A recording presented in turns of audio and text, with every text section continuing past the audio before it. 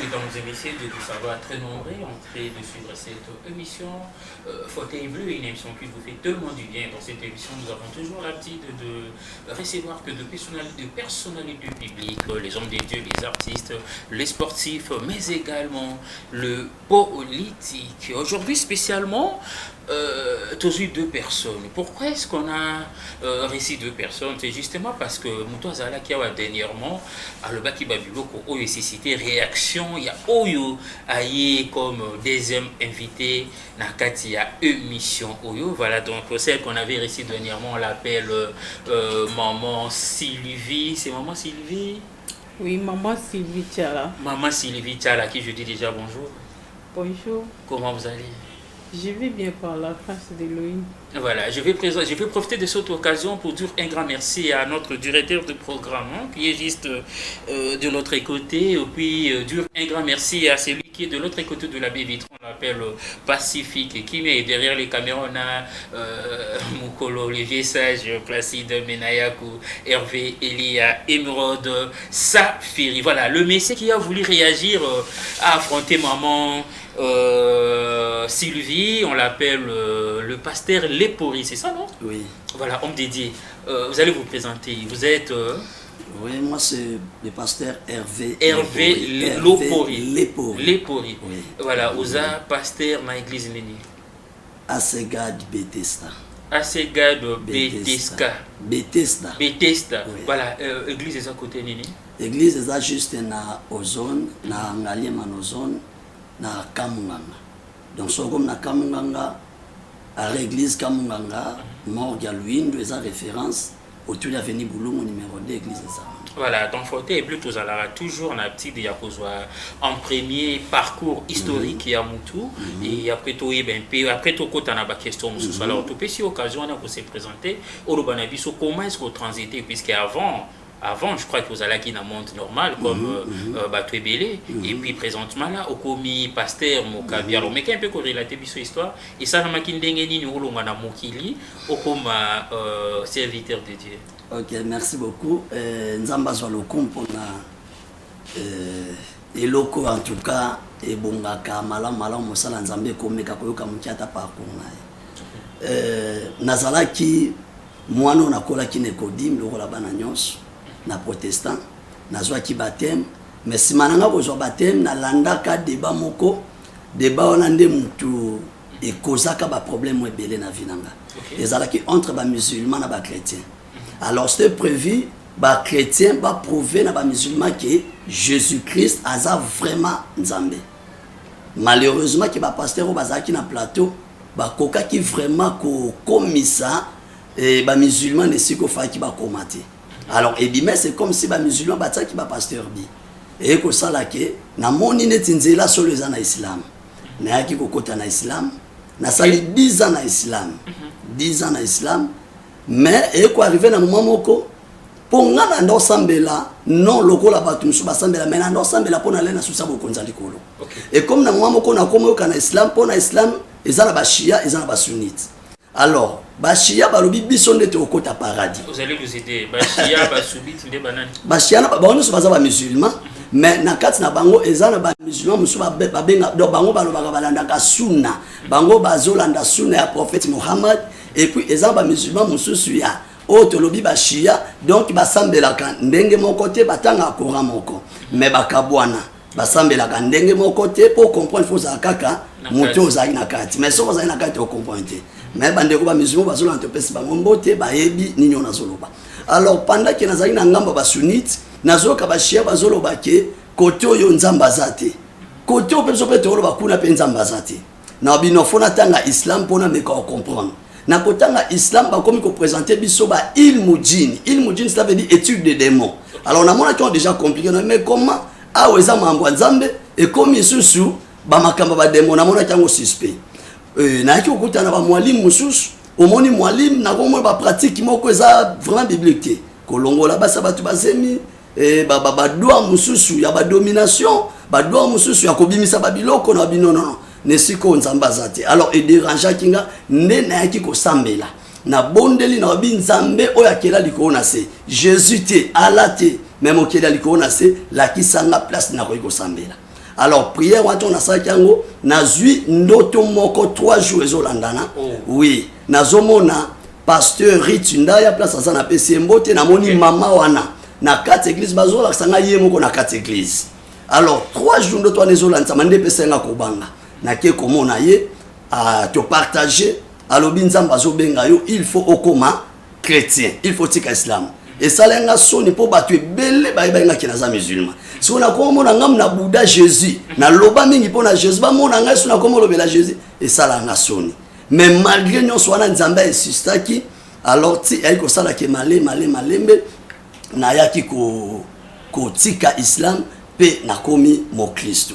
Alors comment mo Kristo na komaki eza mwa mulai eza mwa mulai mais pour copier ça biso juste résumé la c'est le temps na résumé nango et yaki kokoma mama ko na yaki kokuta na bitumbe belé wana déjà na mi pese pa na nzambe pe nzambe puisque ngato na lukelo nzambe ndenge nzambe abenga kinga mingi nzamba bande ko souffler ngamo makamna matoi. Pourquoi po ngana ndé ko benga ba pasteur ba aventurier bino bo ba ke yeso aloba nzamba aloba abotika ba aventurier mais et comme na tournanga nzamba zo pesa nga ba message ngana zo ya ko bisa pasteur tala na yo ki ba souffler ngaboyi et puis tant nzamba souffler nga déjà souffler ki pasteur ezo kende nzela moko nde par là na ikokuta na moba combat national na kenango e komema biso mwa muke mulai mekoza eza mukolo na koya tokolobela ngo malamu na nzela bitumba wana en tout cas esalaki ke lokola na bunga puisque na comédie ya kosalela nzambe mais niveau bitumba wana ezalaki bitumba moko pe kaka basali ya nzambe mutu batelemaki liboso na nga mpona combattre penza oui na lobeza mwa mulai toko bitumba pesa la ke omoni le problème c'est quoi papa na ngai problème est que na kati ya musala nzambe il faut toyeba batu nyonso te bazo sala nzambe baza nzambe faut simbelo parmi le vrai il y a le faux parmi les faux oui et puis na temps otoza diable atindi batu ne pe belé na kati église pour diable comprendre que batu batimbela bakenda su banda kwa ngangate alors oui ezana ba prophète na lobité ba prophète nyonso mais ça ba prophète ba serviteur oui ba serviteur et belé le baza na kati ya église en réalité baza nzambe te satan nda tindi bango po ebike na nda kwa ngakuna eloko ezate o comprendre bango na ba pratique ya ba délivrance na ba biloko ebele ndoko comprendre que non oyo aza nzambe o aza nzambe te alors na moment wana na kutana ki pena bitumbe bele bitumba ne sala ke na mitu na binzambo juste ça nini OK na lela ki na butu moko butwana na lela ki makas na se ya kolela wana nde na ekozwa appel na Esaïe 43 place nkolo azoe bisanga lobi na bengi yo puisque tant tozotanga Bible nzambe soka lobeli Jacob lelo azate ezanga muto nzamba lobeli alors nzambe makambu nyonso nzambe alobela kinga na Esaïe yango makambo yo nga nazo vivre ezaki directement appel tant nazwa ki appel wana mbala moko te na telema ki na komisa ki mosala nzambe nde na yaki na se ya makolo ya papa nanga Adeka Mobeya Kimbonza fils de tonnerre na PCP mbote place azali alors yende a découvrir ki ministère pe appel wana simalango apesinga nzela sala musala nzambe pe ordonnenga donc na lobiango na mwa mukuse mais ekozala mukoto koya tokolobelango pe na bosinga voilà otala ki émission to sala ki na mama Sylvie et puis au mona ki tango mama Sylvie alobi ki alinga la polygamie nde loke sali que oya opesa biso matière oyo eza kolakisa biso noir sur blanc qui est la polygamie eza biblique. C'est ça, non? Ok. Voilà, tout ça, maman Sylvie Maloba, voilà, maman Sylvie. Le pasteur qui est juste à votre gauche, hein, à gauche, le pasteur qui est là, Atalaki Msoto Salakinayo. Et après, Abelinga, en tout cas, il a vraiment insisté. Abi Audrey Mboko, les tontons de la nation. Solo lana BH Bondé, du votre directeur de programme. Solo lana Myriam Balanga, votre DG. Solo lana Bango Nyonso. Ba facilité ngai tâche. Nazwa mama Sylvie wana. Na affronter bouillé. Na l'accès noir, c'est que la polygamie n'est pas biblique. Maman Sylvie. Tous en nous place mais quand on peut relater l'histoire na yo ya bié sous ndenge nini ngala ya bié sous ndenge nini La bande qui copiait la borne, église la borne. La bande qui est l'église un peu belée parce que j'avais soif de la parole. Nzala oyo yesu alobaki nakopesa nzala ya bile te me ya liloba moi j'ai vaincu ça. Nabandaki kosambela na la borne. Eloko nalandaki mingi na la borne Vernon abandaki côté un peu bien. Un peu bien. Oui. OK. Un peu bien. Na kepa na ye. Na poto za kepa na biso na rikini. Na bando kende na la borne. Mais nalingaki tango muto azotanga Bible. A répéter seulement ce que Bible a lobby. A ajouter ba interprétation na été. Quand quelqu'un ajoute ba interprétation na été, ngai bandai ko déranger ngai. Pourquoi il ajoute? Il fallait qu'il répète ce que seulement ce que la Bible a dit. Ça me dérangeait. Maintenant, j'ai cherché quelqu'un qui prêche bien, qui peut répéter seulement ce que la Bible a dit. Na dimanche moko na kokota ata 10 églises. Oh. On nous sala ndenge. C'était 10h OK kuna? Oui. Na soki ka batenge évangile mukia bakisi maloba na ya bando loba n'importe quoi voilà. Ça moi ça me dérange, je sors. OK. Na keli suna kende pe wana peut-être hier à cause de la zote est bien. Na kepe wana. Donc bango nyonso ka ndenge moko. J'ai retourné chez nous en pleurant. Oh. Je peux trouver où quelqu'un qui répète la parole de Dieu, sans ajouter, sans retrancher, répète seulement comme la récitation. Je me suis restée chez nous. Et pendant que je bando, c'est quand Sylvie au bandi liboma balek nanga. Non, je pleure, j'ai soif de la parole. J'ai la pire parole sans mélange. Naki mukolo moko nde nayokaki Vernon wana na radio azote na uti na rond-point bana ozonga ndako na rikini na butu na abandote c'est repentance. Repentez-vous, le royaume de Dieu est proche. Je me suis approchée. J'ai dit moi lui il prêche bien. Cet homme peut-être il va peut-être il y a à cause de la à ôter bien. Après cette adresse et l'église, et puis j'étais parti. Mais ça qu'on résumé à moi. Oui, na kokaki na bando kendeme nazaraki ko na esengoté parce que c'était seulement en ajoutant parce que moi je voulais seulement la parole qu'on n'ajoute pas. Je me suis retournée chez nous na zongi na catholique na basango na banda ko sambela. Dans mon pays, c'est basango nazo c'est la carte. Nazo na la borne. Maintenant moi j'ai prié chez nous. Zambe comment langa la buko bomoi. Bomoi nangiza la yatalo makasi liboso na yo. Bikisa bomoi nangai je demande seulement la parole. Après nazungi na église la borne. Nazungi na église la borne voilà. Baebisi biso to sala jeûne et prière. Ya Esther na radio na bango na sima ya la borne na tokotaki jeûne ya Esther. Donc continue à jeûne pendant 3 jours on priait. Tozo melama été tozo liate menga na bando tricher na bando melama même kobuka manga wala na douche kolia. Et puis, j'ai prié toujours la même prière. Mais essayez un peu de nous aider au résumé du solo. Puisque je me suis rendu compte que vous avez soit à une résumé. Ah oui. Comme ça, mon poussé. Et puis, quand on a fini les gens là, les dimanches, on allait retourner chez nous. Lundi, comme j'avais l'habitude de lire beaucoup la Bible et de prier beaucoup aussi. J'ai prié chez nous à 12 heures, comme j'avais l'habitude. Quand j'ai prié, j'étais à genoux. J'ai senti une voix qui me dit, prends ta Bible, sors. Zoa Bible na yo bima libanda kende. Je me suis dit, je prends ma Bible, je sors, je pars. Je vais partir où? Je ne connais pas là où je pars. Je me suis senti que si je ne pars pas, il y a quelque chose de mauvais qui va m'arriver. J'ai dit à la femme de notre tonton, maman, écoute ce que j'ai senti dans mon cœur. Je sens une voix qui me dit, prends ta Bible et sors. Bimali Banda Kende. Il m'a dit, sortez peut-être, bah, il a bien joué là, peut-être un bon.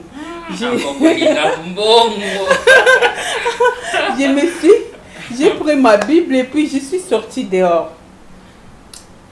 Je ne sais pas là où je pars. Directement, on était des voisins des professeurs Mabimo Lumba, parce qu'après chez nous, après c'est chez lui. Directement, le chauffeur de Mabi a freiné la voiture de Mabi devant nous. Il m'a dit directement, Sylvie, entre. Je me suis entrée, il m'a demandé, Sylvie, tu pars où? Je lui ai dit, je ne sais pas là où je pars. J'ai prié, j'ai senti une voix qui me dit, prends ta Bible, Bimali Banda Kende. Il m'a dit, Sylvie, tu au bandit liboma. Le but est bandi liboma. C'est ce que je te dis, c'est vrai. Il m'a dit, non, moi, s'il y a pasteur, il y a Mabi maman, c'est lui. La vie. Mais Mabi soit dans souka histoire, oui, je parle. Tu lui as donné beaucoup de temps, non? Oh! Laisse-moi aussi. Laisse-moi aussi m'expliquer, parler. Oui. Okay. On a été à l'objet à Zoukendeko. Moi, si à Mabi na Victoire, na ville, moi aussi, je lui ai dit, je pars aussi en ville. Quand on est arrivé à Victoire, quand il est là, il y a Victoire. J'ai senti encore le vent là qui me dit, descends ici. Okay. J'ai descendu là-bas. Et puis lui, il a continué la route. Je ne sais pas, je ne savais pas là où je pars. Na télémina si ma bekate falan, na zo mata na Bible na tolo parce que j'avais touché ça dans ma poitrine comme ça. Na zo mata na zo kita na zo mata na télémina si ma mutuka moko ekufi na lobi nsambe. O meminga ya wana ya ko sala ni na zo kende wapi. J'ai senti une voix qui me la voix là que j'avais entendu qui me dit kende na zela de la maison de la Bible. Je suis partie dans la bande qui est la maison de la Bible. Dans une maison de la Bible, j'ai vu un papa derrière moi qui me dit bonjour. Bonjour. Je lui dis bonjour. Tu pars où comme ça? Avec la Bible, oui. Il m'a dit alors tu pars où? Je lui ai répondu il m'a dit où? Na mutuka na église na nini. Je lui ai regardé directement. Il m'a dit tu connais l'histoire des uniques éthiopiens dans la Bible? Il lisait la Bible parce que je connais les passages, parce que comme je lisais beaucoup la Bible. Il m'a dit unique éthiopien lisait la Bible, il ne connaissait pas ce qu'il lisait. L'Esprit de Dieu a envoyé Philippe vers lui pour à faire comprendre Makambo Azala Kikotanga. Quand il a lu les passages là directement, je me suis dit amen. J'étais chez nous en train de prier, lisez la Bible. J'ai écouté une voix qui me dit prends ta Bible, Bimali Banda Kende. Et je suis sortie. Lui aussi il a dit j'étais au bureau à Bando Sala National, côté à Boulevard. Okay. Il m'a dit na yoki mungongo izo bisanga bima kende na zela ya Victoire. Na yebite elokoni na ye koluka koto parce que chez moi c'est à Barumbu. Moi aussi, je lui ai dit, j'ai écouté une voix qui me disait prends ta Bible et sors. Je ne sais pas là où j'ai parté. Il m'a dit tu as pris les baptêmes? Je dis oui, j'ai pris les baptêmes on a maille 3 fois au nom du Père et du Fils et du Saint-Esprit. Il m'a dit non, ça ce n'est pas les baptêmes. Oh. Oui. Il m'a dit ça ce n'est pas les baptêmes. Ok. Il m'a dit comment tu t'appelles? Je lui ai dit Sylvie Tchala. Il m'a dit si tu pars aux États-Unis, tu attends, on t'appelle Kisha. Tu vas, non, ça ce n'est pas mon nom. Il faut qu'on m'appelle, c'est mon nom. Il m'a dit les dieux que tu aimes autant, comment il s'appelle? Je lui ai dit tous les noms qu'on appelle Jésus-Christ. Il a dit ce n'est pas son nom. Je lui ai dit, il m'a dit son nom est Yeshua Mashiach. Oh, ce n'est pas Jésus, c'est Yeshua. Oui, oui. Okay. Yeshua Mashiach. Pour être sauvé, il faut que tu prennes les baptêmes dans son vrai nom. Ok. pour ton pardon des péchés et pour être sauvé aussi. Je lui ai dit Amen. Et puis il m'a dit, tu pries où? Je lui ai dit à la borne. Il m'a dit, quand tu retournes à la maison, ma colonayo écoute l'issue sukunate. Oh. Oui, il m'a dit ça. Il m'a dit, j'ai dit Amen. Il a commencé à prêcher la parole que depuis que je suis née, je n'ai jamais écouté ça. Dans toutes les églises que j'étais marché, je n'ai jamais écouté cette parole-là. Ok. Dans la, tout près de la maison de la Bible, là, comme l'Esprit me conduisait. Mais le pasteur avait, je lui ai donné 8 minutes. Oui. Il y a des choses à 10 minutes. Okay. Plus que 10. Voilà. Mais alors, pas veuillez plus nous que aider, veuillez nous aider. Et après, quand on va plus sur Bongo, à l'obélo qui est de l'église. Il m'a dit, il faut venir à l'église. J'ai dit, l'église c'est où? Il a dit, c'est l'église primitive, c'est Ok, Rabinda. chez le pasteur Casse. Oui. Je lui ai dit, amène-moi seulement maintenant à l'église, je vais prendre les baptêmes, je vais être sauvé. Non, mais j'ai trouvé la parole que j'ai. Quelqu'un qui parle au moins. Okay. Au moins bien que tous les dénominationnels, tous les pasteurs qui prêchent. Alors, une fois arrivé à l'église primitive, j'ai pris les baptêmes. Le même jour? Non, j'étais retournée à la maison parce qu'on était déjà le soir. Il m'a prêché, j'étais dans la joie. Je suis retournée à la maison dans la joie. J'ai prié, je suis sauvée. Oh. Je suis sauvée, j'ai crié, même dans la voiture. J'ai senti une joie dans mon cœur. Pasteur Onyx, apparemment, il n'est pas Monique. Il est sauvé, hein? Oh, mais vous êtes sauvé, non? Namoni déjà injustice ezali hein. Non. Maman Sylvie tu dans 15 minutes. Non. Heureusement que notre directeur du programme est là, il va nous aider. Voilà. Alors Maman Sylvie, tant qu'on commis l'église à Pasteur Casse, au moni Pasteur Casse, et puis là on est Salamaki.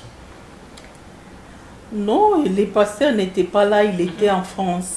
Okay. Il y avait les frères, Mika, il a déjà quitté l'église, hein? Les frères là qui prêchaient l'Ikambuya Mutu. Quelqu'un que Dieu est avec lui aujourd'hui. Elohim ne travaille pas avec beaucoup de gens. Il travaille toujours avec... il travaillera toujours dans Mutumoko. Et puis il prêchait bien. Et puis j'avais aimé. Je suis sortie dans la joie quand l'église est finie. J'ai pris les baptêmes. J'ai coupé, hein? Oui. J'ai pris les baptêmes. Et puis les pasteurs n'étaient pas là. Il était en France. Et je suis retournée chez nous. J'étais fatiguée les dimanches là. Quand je suis retournée chez nous... Vous m'obligez, Yakozo Balobana Pessa. Ok. Pourtant que votre histoire là, on a juste besoin de la faire, mais oui, tu peux lui donner pas des non, mais sur la PC, n'est plus déjà on va attaquer. Puisqu'après ici, tu es au Kabouana. Ah, comment on peut attaquer, hein? Selon vous, la polygamie est biblique. Et selon le pasteur, la polygamie n'est pas biblique. Ah oui. Qui prouve alors que ce n'est pas biblique, ça vient d'où? Maman Sylvain banda ko prouver biso que ça biblique. Non mais yo mutosenga ki oloba, yo mutosenga ki o réagir devant elle. Yo ne banda. La exception noire c'est vrai que la polygamie n'est pas biblique. OK. Pasteur Kaskout, combien de femmes déjà? Je ne me trompe pas. Maman Sylvain Zoloba bien. Bande wazolanda pasteur Pasteur Casse déjà combien à répondre? 12. Si je ne me trompe pas, oui. 12 francs. Parce qu'il peut ajouter encore, oui. Comme David, comme Salomon.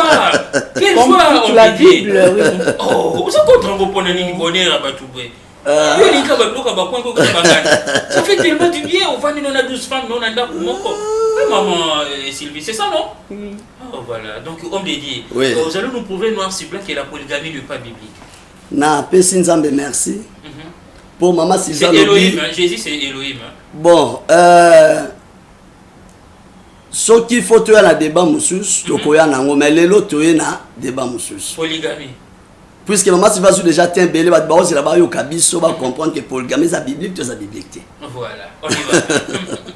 Et là, c'est parce que Maman Sylvie, abanda qui peut alinga kate ba interpréter Bible na ndenge moussous. Donc il faut que le bakaka oyo et ça linde le que ça lingue sen. oyo nyonso ezosalama libanda ya oyo nzambe asala eza déjà abomination. Ntango nzambe asali mokili na Genèse na ebandeli, Genèse chapitre 2 verset 22 natanga kiango. L'Éternel Dieu forma une femme de la côte qu'il avait prise de l'homme. Toko interprétant ngote to bakisa pe su ya bisote pour mama Sylvia linga bongo. Oyo botangi bo bakise loko tie likolo. Ezalaka ndengo wana. Ne bandeli tango nzamba sali mutu, amoni ke mutu azaki ye moko amoni ke za bien te, il n'est pas bon que l'homme soit seul. Nzambe asaleli mu puisque banyama déjà bazalaki. Mais nzambe asaleli mutu mwasi. Na volonté pe ya mutu te. Mais na volonté ya ye moko nzambe asaleli mwasi moko. Nde nalobaki nzambe azalaki capable ya kosalela Adam basi mibale. Alaki capable ya kosalela ba Eve misato. Alaki capable ya kosalela ba Eve ata 12 ndenge pasteur Pierre Kasazana pa mosiko. Mais asalaki kaka mwasi moko. Pona kolakisa biso depuis ne bandeli mobali moko abongi pona mwasi moko. Banyama bazalaki faki Adam zwata nyama. Mais nzambe aboyi me banyama. Asaleli Adam kaka mwasi moko. Pe alongola kaka muku wa moko. Yango nazoloba ezaki impolitesse. Nzambe alongoli muku wa moko. Yo fongoli na absence ya nzambe obandi kolongola su ya yo mikuwa. Non. Eza manque à respect. Donc maman Sylvie ngana obakselo kote na olongolo kote. À propos ya Genèse chapitre 2 verset 22, Bible lobi nzambe asaelaki Adam kaka mwasi moko. Et puis Adam comme na basimbalete basimisa tuti. Bon. Kolandisa mana Genèse chapitre 2 verset 22. Maman Sylvie yo prouvé biso que nzambe à la maison spécialement aujourd'hui vous avez l'opportunité de réagir au travers du numéro qui est là. Ce qui va verser pasteur Azopé ça. Azo taper à côté, OK. Le contact et la bobengate, on juste un message. Donc, on va quand même lire. Omoni papa, le problème c'est quoi? Le problème est ça que tant maman Sylvia zo kende mbangu na ba David, na ba Salomon, na ba Abraham, tokolo belango. Mais eloko liboso na on a versé à liboso Genèse chapitre 2 verset 22. Ezo la ça noir sur blanc que nzambe azalaki même pas na penser. Nazongela. L'Éternel Dieu forma une femme de la côte qu'il avait prise de l'homme et il l'amena vers l'homme. Si ma kozwa côte wana formé mwasi moko, amemi mwasi wana pas mobile, amemi la ke basité mwasi. OK. Ozomona papa. Donc ça montre déjà que depuis ne bandeli libalo nzamba kange sala ya mwasi moko mobali moko. Oyo eye libanda nango wana eza na volonté nzambe te. OK. Polygamie esprit o epusaka ba na polygamie eza esprit moko ya diable eza esprit ya nzambe te. Mais na loba kiango na lo te eza te ke na tout ki be na lobini non. Mais tozo loba oyo yo ezali. C'est que ma pasteur oyo tout à ma communauté pasteur oyo entre guillemets azali na 12 femmes. Ils ont esprit en anime toujours animé. Eza moyo mo santé te. Ah! Mais moyo mo santé. Eza Saint-Esprit te. Oyebi na kende mbala moko. Problème ezani. Problème eza ke moment au faut koyeba toza na dispensation ni toza na temps nini. Puisque na Bible eza na deux parties. OK. Toza na ancienne alliance ou tobenga ancien testament, toza na nouvelle alliance ou tozo benga nouveau testament. Moment où toza nango, on vrai dire eza moment ya ancien testament te. Puisque ancien testament est lobela qui pona koya ya Yesu Masia pe ancien testament ezaki juste image ya makambu nyonso tozomona lelo na nouveau testament. Ancien testament ebandeka ko annoncer. Ce que ozongi oko comprendre que ancien testament bandi ko lobela Christ. Voilà, on te dit, on fait 6 minutes. Donc si on peut pas ya maman Sylvie. Oui. En tout cas, elle est en bongo la mutema. Yo neni moi c'est Vraiment. Ça fait déjà combien d'années depuis Bala? Ça fait Au Bali na nini? La 2010. Au Bali en 2010, 14 ans. 2024 et Lélo, 14 ans. Mais vous Oui, j'y réponds d'abord. Arrête d'abord, j'y réponds. D'accord, vous avez la parole, OK. il a parlé des jeunesses. Les jeunesses, Elohim avait créé seulement une espèce. Et zalaki kaka Adam na Ève. Et puis tango Elohim alalisaki Adam pongi azwaki mukuwa na kati ya mikuwa na ye pona kosala nango Ève. Adam azalaki na mukuwa moko te. Parce que Elohim d'abord asalaki bango bazali kaka bango mibale. Yango asalaki mobali moko Adam alalisi ye pongi azwi moko na mikuwa na ye asali nango Ève. Asali nango mwasi. Et puis liboso bazalaki ndenge moko mwasi na mobali. Mutu ya kodomine moninga azalaki te. Bango moko bazalaki ndenge moko. Maintenant, après le péché, c'est ça que Elohim a pesi mobali pouvoir ya kodomine mwasi.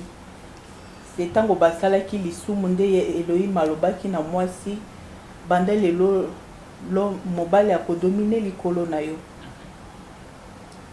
Donc après chitwana nde loi ya polygamie ezalaki introduit banda na ebandeli. Parce que dans un droit à copier ce passage biblique, je lui réponds seulement, je peux témoigner. Et je suis une vraie croyante. C'est selon l'église, hein? Oui, mais Elohim m'a dit. Non, l'église, non, selon la Bible. Selon la Bible, ok. Oui. Selon la Bible. Oui, mais... parce que Elohim m'a dit, je ne permets pas à la femme d'enseigner, ni de prendre l'autorité sur l'homme. Okay. Mais je peux témoigner, comme je témoigne ici, sans citer passage biblique. Parce que je suis une croyante. La parole, c'est à moi. Je peux faire sortir la parole sans citer passage biblique. C'est ça que je lui ai répondu. Na ebandeli Adam azalaki Eve azalaki kaka mwasi moko mobali moko. Et puis nzamba liseki epongi azwaki mukuwa na mikuwa na ye. Mais mutu azalaka na mukuwa moko te. Azwaki moko na mikuwa na ye. Akokaki kozwa mukuwa mususu kosala mwasi mususu ya mibale. Akokaki kozwa mukuwa mususu kosala mwasi ya misato. C'est ça. C'est na répondre à la question parce que na ebandeli ezalaki kaka mwasi moko mobali moko mena toza sima na ebandeli. Et puis babandaki kotambola bolumbu bazala bilamba te. Bazala komiye bate bazala bilamba te. Maintenant lelo toza basi ebele. Mibali pe baza ebele. Donc toza na après le commencement. Toza na sima ya commencement ndenge toza boy. Yango wala nde l'homme peut marier. Azoloba ke muto aza na basi ebele aza animé na esprit mabe. C'est que David oyo nzamba bengi l'homme selon mon cœur. Ah oui, selon son cœur. Et puis balobi na millennium. Yeshua akofanda na kiti ya bokonzi ya Daoud. 500 femmes. Tango Daoud azokota na Jérusalem, bazo yembela Yeshua Jésus-Christ ndenge babengaka ye. Azokota na Jérusalem bazo yembela ye osana mwana ya Daoud. Daoud 500 femmes. L'homme selon le cœur de Dieu. Mais ye alobi mobalo ya za na basi 12. Azan la polygamie, aza animé par les esprits mauvais. Tango na kota la Bible oyo azotanga wana Bible wana. Euti wapi? Okoyebisanga soki Bible euti wapi? Mais Bible est inspiré, non? Non, euti wapi? Lobiko euti wapi? Lobiko eko. C'est quoi l'idée? Non, soki assiste au pèse la parole. Lobi oui, pas. Je l'ai. On fait le débat, non? Aux 6 minutes. Sur 6 minutes, il y a personne là. Il peut m'écouter. Alors, réagir à la question. Non, à lobby et le komoko. Puisque soit tu as une question-réponse, tu as une au moins, tu fais un anzela, tu as bimate. Na lingi débat na biso za débat moto za na 4 anzela. Problème est ça que il y a le qui polygamie ça biblique. Ok. Na éviter so ya dans la Bible mususu en dehors ya ona osalela. Non mais Bible quand il faut alors Bible na yé. Pardon. Naza besoin ko tana la bloc wana te. Alors non. Puisque aujourd'hui non non j'aime non non yo s'il vous plaît.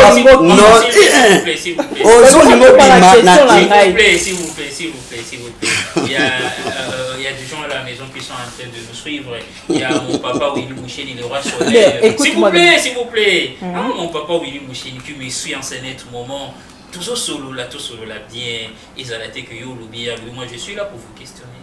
Oui. On l'a qui totuna et topé ses paroles. Oui. Topé ça qui est et puis azolé. C'est la pose ça nous a répondre au Bible où tu vois. Question moko kaka. Otuninga s'il vous plaît. C'est quoi la question? Lobi ko euti wapi? Voilà, on me dit lobi ko euti wapi. OK, lobi ko euti na ba juif. Oui. Voilà. Na répondre. OK, ba juif wana bazaba na ya nani? Mais c'est quoi? Non. Voilà. Na lobi awa yo c'est journaliste. Ça c'est une dernière. OK, je vais continuer. Voilà, on y je va. vais continuer. À répondre bien lobi ko euti na ba juif. Juif wana bazali bana ya tata moko babotami na basi 4. OK. Papa moko azana basi na ye 4 Jacob aboti bana 12. Bana na bana bazalaki na mama na bango. Donc papa na bango azalaki polygame.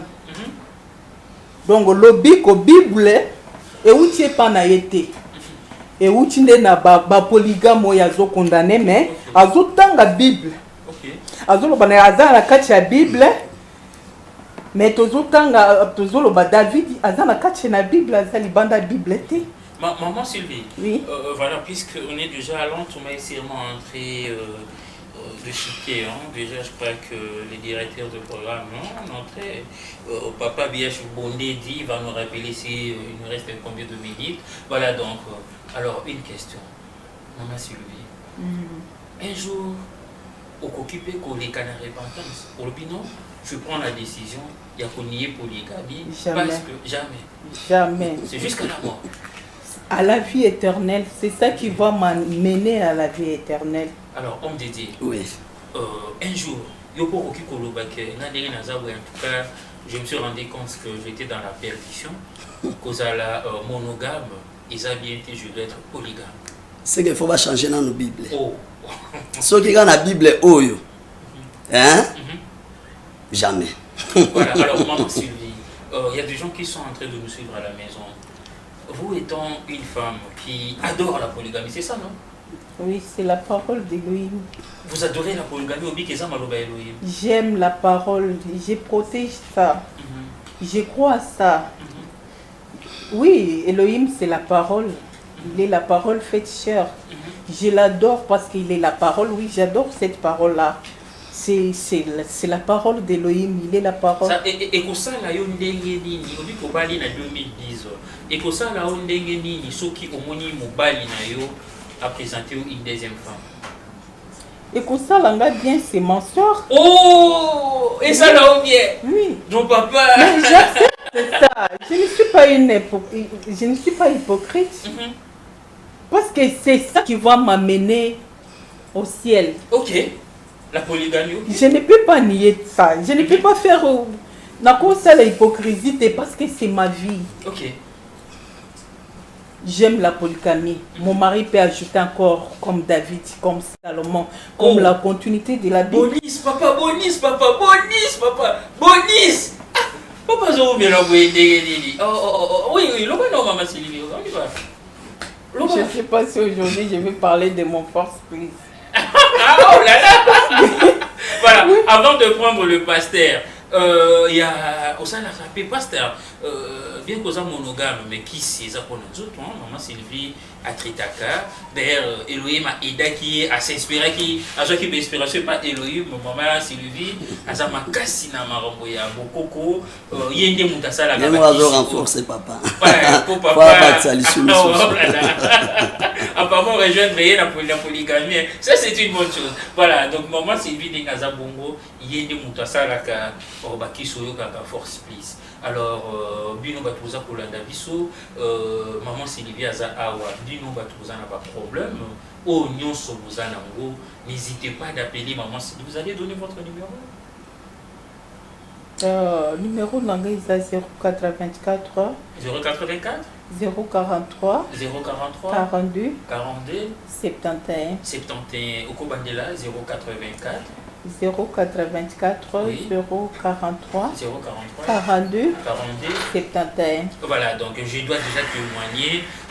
Ngana qui force plus à maman Sylvie, Bomoni Audrey, les trésors de la nation en forme, qui est partout, mais ça grâce à maman Sylvie, en tout cas, il m'a dit qui a du boulot, je ne sais pas si ils ont un. Alors je vous recommande d'appeler la grande dame qui est là, Bobengaï pour ma cambrital hémorroïde, l'hémorroïde, fatigue, faiblesse sexuelle aussi. Faiblesse sexuelle. Les spermes. Donc, tout ce que vous avez comme problème, contactez la grande dame qui est là, maman Sylvie, Sylvie Tchala. Oui. Voilà, maman Sylvie Tchala.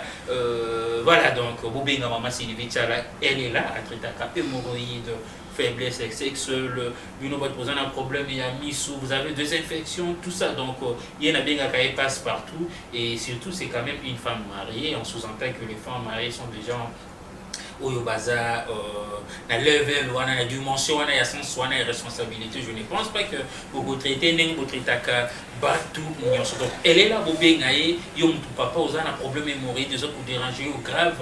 En tout cas, bengaye, ngai. Audrey Imboko, le tonton de la nation, a témoigné que grâce à qui soit en tout cas résultat nanga kitoko makas. Voilà, homme dédié. On est déjà en train de citer à notre directeur de programme, mon papa d'amour que j'aime beaucoup, l'incomparable PH Bondé dit à ça au plaisir et à Bonis à Baminite.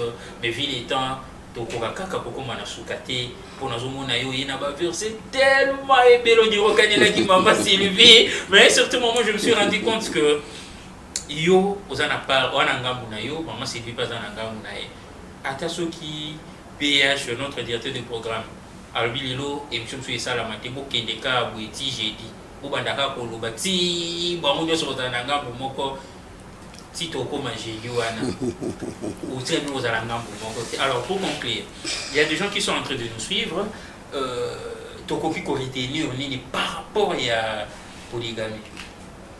Ah, tonton de la nation, on a moins les lola et les côtés n'angati. Oh, parce que maman Sylva zui malo. Oh là là. Oh, il faut qu'il en a répondre. Il a quand même beaucoup de questions. Mais, non, on a regretté ma casse. Au moins, le problème, c'est quoi? On a place, il y a David, hein, papa Audrey.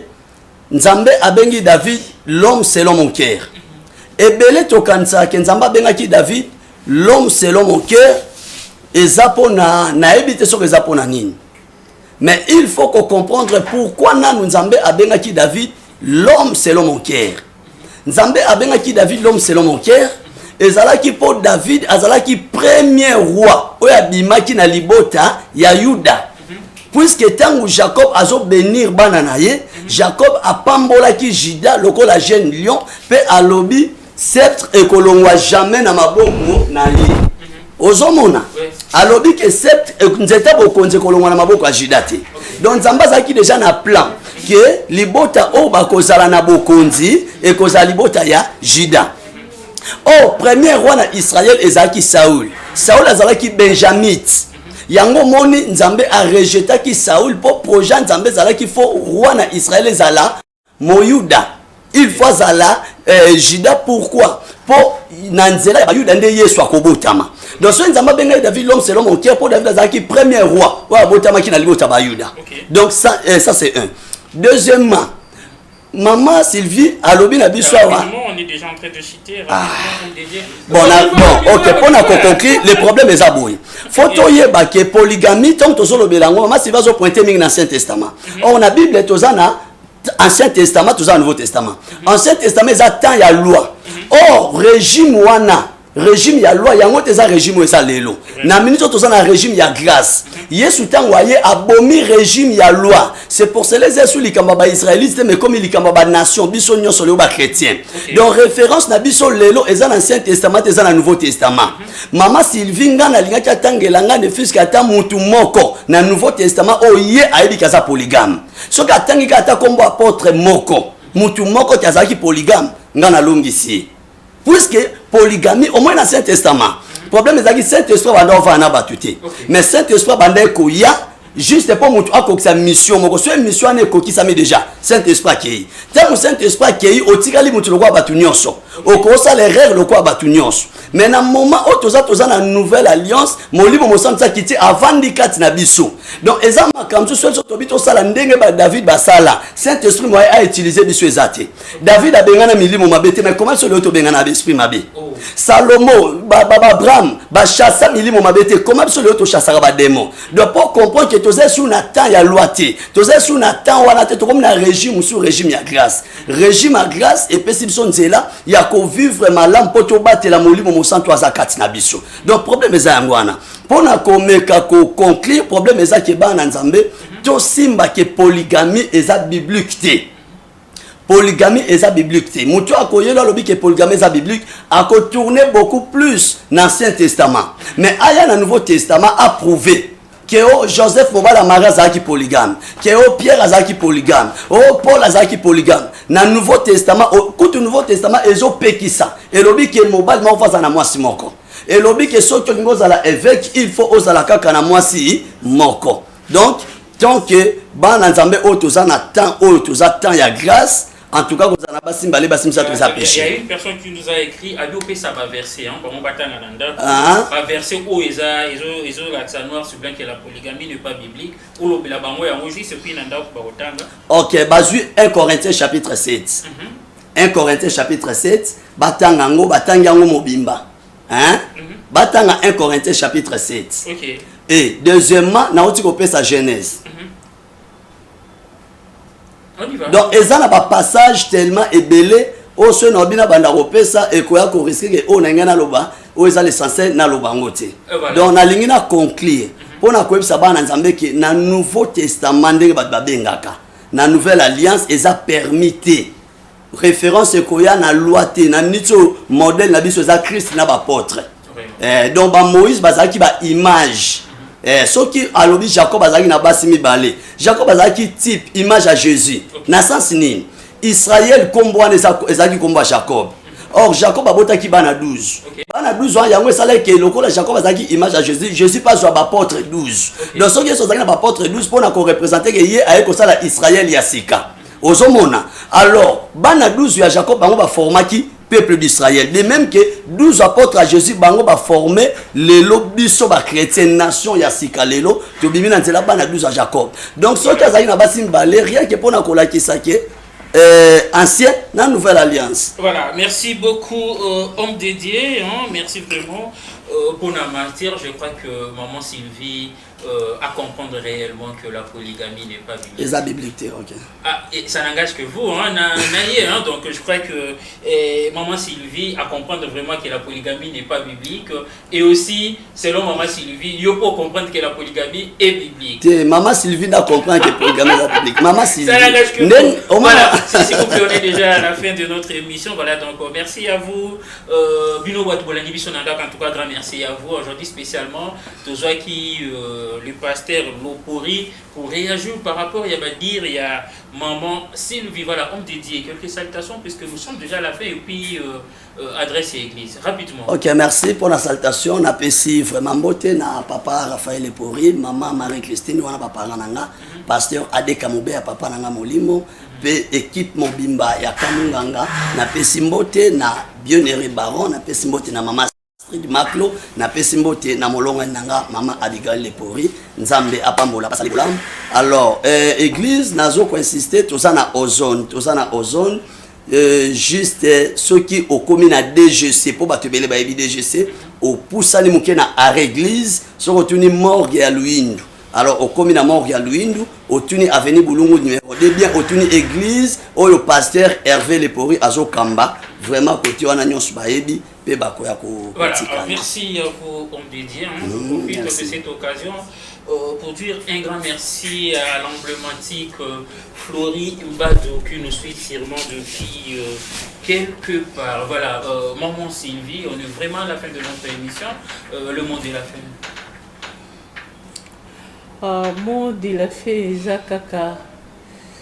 Ba auditeur au Bazolanda. Émission Oyo.